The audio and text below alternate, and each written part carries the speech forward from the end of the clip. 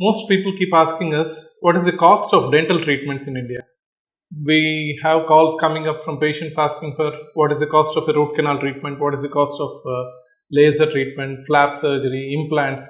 Today in this video, we will talk about various dental treatment costs in India.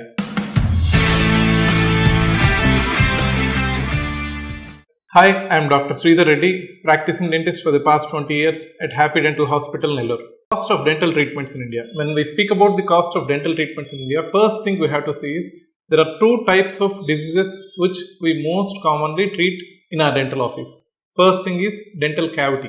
Dental cavity, usually when you see a tooth has an outer protective enamel layer, inner dentin layer. Inside that, it has nerve supply. When the cavity of the tooth is in the outer enamel and just gone into the dentin layer, you can do the treatment by a filling, simple filling, removing the cavity and restoration by a filling.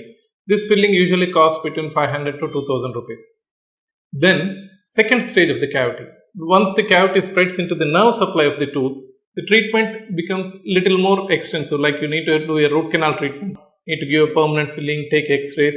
The cost of all this usually costs from 6,000, 7,000 rupees to 10,000-15,000 rupees based on the crown you go for.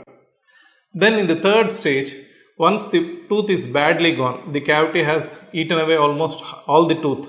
At this stage what happens is you will have to remove the tooth, extract the tooth, go in for an implant or going for a bridge. Bridge or an implant usually costs for somewhere between 9 to 10,000 to it may extend up to 40-50,000 based on the implant you go for and the crown you go for on that, which in detail I will be explaining later. These are the treatment costs for dental cavity. Then you have the other disease which we most popularly treat in our dental office is gum disease. Gum disease, it will be usually plaque and calculus, just dust around the gums and teeth. We just do cleaning and polishing which may cost around 1,000 to 2,000 rupees. Suppose you delay this at this stage, the plaque and calculus enters into the gums, it causes gum infection, gum bleeding. Disease is called gingivitis. For this, usually we do deep curettage or laser curettage, whatever you call it. The cost of this varies from 15,000 to 25,000 usually. The next stage of gum disease, the final stage of gum disease usually is the gum disease spreads into the surrounding bone of the tooth. At this stage, we need to do a flap surgery combined with bone grafts or membranes. All this will cost around somewhere around 40-50,000, even 60,000 it could cost, because the disease is called periodontitis and it involves all the teeth and bone. So you have to replace the bone, give bone, artificial bone and all these things. Both these gum diseases can be prevented by yourself. You don't need to come to a dentist. 90% of the diseases are usually preventable by proper brushing at home. So proper brush, toothpaste and floss, it hardly costs 200 to 300 per month for you. So the cost of dentistry is not very expensive. Your negligence, as you neglect the treatment, you come late to the dentist. This is the reason for the increased cost of dental treatments. So suppose toothpaste, which toothpaste to use? Most people ask us what toothpaste to use. There are thousands of toothpaste in the market. Actually, all these toothpaste can be divided into 3-4 types. I'll tell you which you can use whatever you want to use. So first is kids toothpaste. Kids toothpaste is usually you have below 2 years, 3 to 5 years and above 6 years based on their fluoride content. Then you have commercial toothpaste. Commercial toothpaste is toothpaste with salt, whitening toothpaste, freshening toothpaste, and you have toothpaste with the charcoal. All these types of toothpaste are little abrasive. They try to abrade your teeth if you don't use them properly, if your brushing is not gentle. So these toothpastes are good to remove the outer stains of the tooth. But be careful when you use this toothpaste. Then you have Ayurvedic toothpaste. Ayurvedic toothpaste, medicated Ayurvedic, herbal, natural, all these are like any other toothpaste. 90% of their combination is like any other toothpaste, but they have 5 to 10% of herbal ingredients.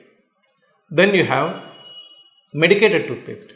Most of the medicated toothpaste usually have 5% potassium nitrate in them. This 5% potassium nitrate has been recommended by dentists around the world for relieving tooth sensitivity.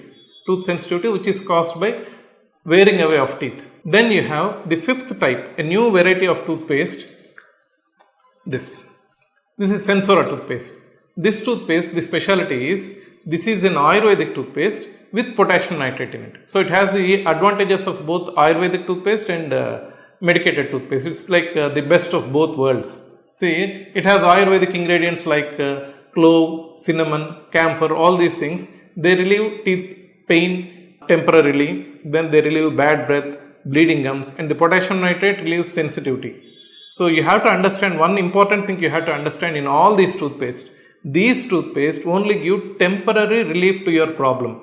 When there is a dental problem, only a dentist can treat the problem. Then toothbrush. There are 4 types of toothbrush. One is hard. Don't use a hard toothbrush. It will wear your teeth away. Brushing by hard toothpaste doesn't make your teeth cleaner. Then you have medium toothbrush. Medium toothbrush can be used if your brushing technique is gentle and soft, and in the right technique you are using, you can use a medium toothbrush. Then you have soft toothbrush. Soft is the best toothbrush. Everybody can use this toothbrush. It cleans the teeth properly. It won't wear your teeth away. Then you have ultra soft toothbrush or super soft toothbrush. These toothbrushes usually we recommend to patients after a dental surgery or flap surgery or gum treatment. Usually we recommend it to the patient for temporary use so that we don't harm the gums around them. Then toothbrush should not be put in your washroom or bathroom, because when you flush your commode, the water droplets will try to stay on the toothbrush. So keep your toothbrush out of your washroom. Then don't keep all your family members' toothbrushes in the same container so that the infection from one another can be spread to each other. Changing of toothbrush should usually be done after 3 to 4 months. Or if you get a cold, cough, fever, change your toothbrush, because the virus or bacteria will be staying on the toothbrush for a longer time. So better change it after you get well. Then toothbrushes, you see commonly people keep adding a cap on a toothbrush, which is not good, because when you try to put a cap on the toothbrush will be wet inside, and a moist environment attracts all types of bacteria and virus onto it. So it is not good to put a cap on the toothbrush. Let it dry. Gargle your mouth after whatever food you take.